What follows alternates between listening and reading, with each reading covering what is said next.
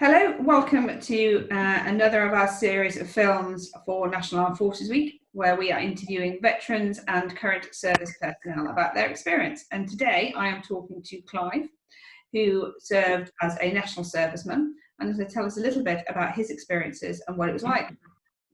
Hello, Clive. So, Hi. A little bit about yourself, please. Well, on my national service, I was in the army between 1953 and 1955.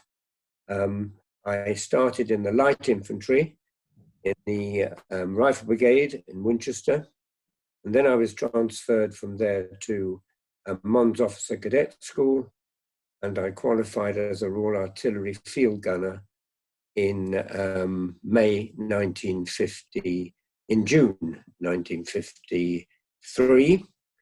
And then I was drafted into, I didn't volunteer for the coronation parade. So I was sent up to London for a week. And after that, I was sent out to the Middle East, to the Canal Zone. And I was there from November 1953 till February 1955. And when I was a TA man out of the army, I was called up again in 1956 to go out for the Suez campaign. After your service, you went into the TA, so you maintained a military connection. Why was that? We had no choice. I didn't do it because I wanted to. If you were an officer and you came out of the army and you'd been in a field unit, as I had, we were just think back in 1953, there was a war going on in Korea. There was a war going on in Malaya. The communists were trying to take over Malaya, and the British Army was out. In fact, one of my closest friends went out there and got badly wounded. There was about 250,000 soldiers in Germany with the Iron Curtain. There were 200,000 odd of us in the Canal Zone. There was Aden. There was Kenya was just starting. Cyprus was just beginning with Archbishop Macarius. The British Army was stretched to the limit. There was no way in which you could really get out of national service. So when you came out of the army, you were stuck in the TA straight away because you'd probably be ready to be called up again if there was. And that's exactly what happened to me. I was called up again in 1956 to go out to the Canal Zone again for a war. With that and your lack of choice, why then, years later, why did you get involved with AJEX? What did AJEX mean for you? Didn't mean a very great deal. Most of the people in AJEX at that time had all been in the Second World War and quite a lot in the First World War. And so here was a little buckshy national serviceman who really hadn't done anything very exciting compared to some of them.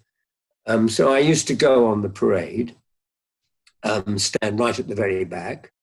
And in those days, I lived in Cricklewood, and my local branch was the Willesden branch. And if I went on the parade, there'd be 50 or 60 members of Willesden branch alone on the parade. And I was a very, very young junior. I wasn't actually involved in any other work in AJEX than to go on those parades and go to the fantastic rallies we used to have. In those days, the rally used to take place at the Earls Court Arena, and we'd have famous politicians. The Prime Minister would come and speak in front of 10 or 12,000 people. And after the Prime Minister spoke, there would be fantastic comedians like Alfred Marks and Peter Sellers and people like that. It was a fantastic do, the rally. Very much like the British Legion rally at the Albert Hall. But now, tell us now what you do for AJEX. Well, I've been the honorary solicitor for quite a long time. I think it must be nearly 20 years. And I was the vice chairman. I was a trustee. I decided that people younger than me should be doing that sort of job now. I'm still the honorary solicitor for my sins. And I am in charge of the thing called the Record of Honour, which I think is unique and gets very, very little publicity. Nobody makes any fuss at all about the record. We have a record of every Jewish serviceman that we know of since 1932. And you might be interested to learn that there's over 90,000 entries.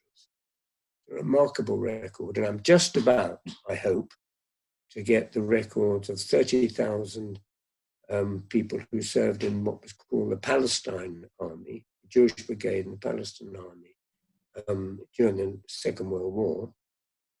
I've just recorded all those that were killed from that unit, and now I'm hoping to be able to record all the others that survived. That's 30,000 names. So if I live that long, I will try and record all those names, and we will have a record of over 120,000 people who served the British Army. No, I think that's remarkable, and I think we're going to end that there, because I think with those stories, there's reminiscence, but also the idea that actually we are, as part of AJEX, still recording the names of those that served and ensuring that they're not forgotten. I think that's one of the most important things that we do. And I know as a historian who works for AJEX, that makes me a bit biased, but I think the contribution you're making now is one of the most important, Clive. So thank you so much for your time today. And at some point, I'm sure everybody else is watching this, at some point I will sit you down and get all of those stories out of you ready for us all to listen to at another point. Thanks ever so much.